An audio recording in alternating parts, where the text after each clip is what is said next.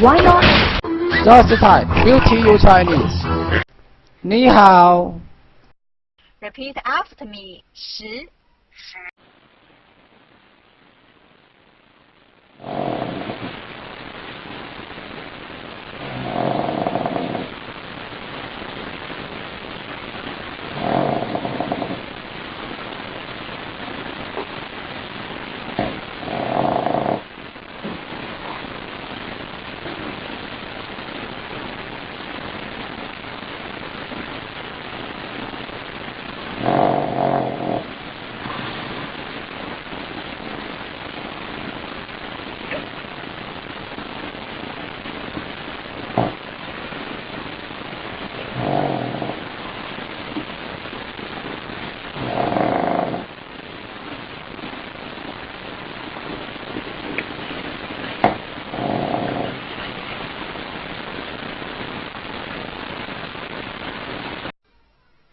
This Chinese character means 10 in English.